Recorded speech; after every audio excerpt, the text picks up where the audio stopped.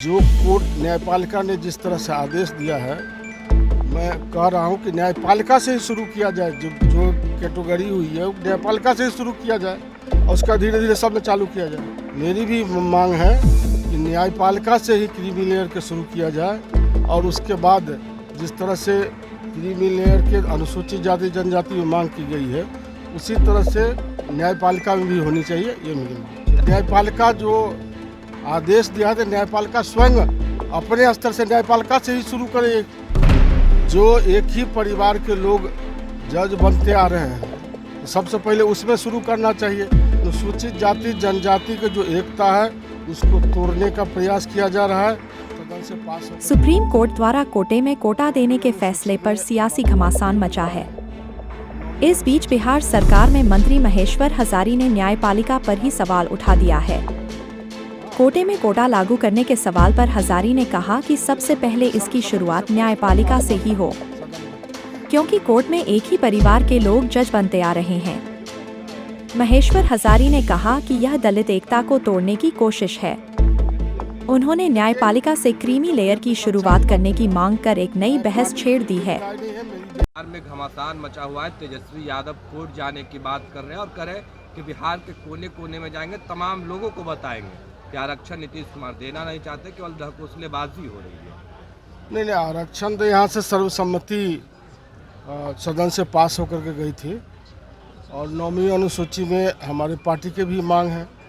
9वीं अनुसूची में बिहार सरकार कोशिश भी कर रहे हैं जो 9वीं अनुसूची में शामिल हो, इसीलिए हाँ उससे कोई तफरका नहीं है।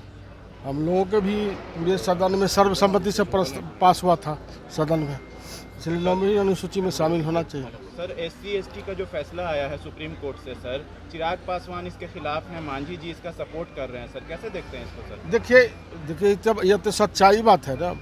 मैं पार्टी की मेरी राय नहीं है, मेरी व्यक्तिगत राय है जी।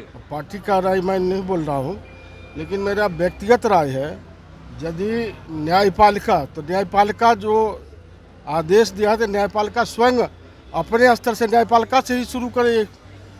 जो एक ही परिवार के लोग जज बनते आ रहे हैं तो सबसे पहले उसमें शुरू करना चाहिए। तो दलित के अनुसूचित जाति जनजाति की जो एकता है उसको तोड़ने का प्रयास किया जा रहा है और जिस तरह से संविधान बाबा भीमराव अम्बेडकर का सपना था उस सपना को तोड़ने की कोशिश की जा रही है।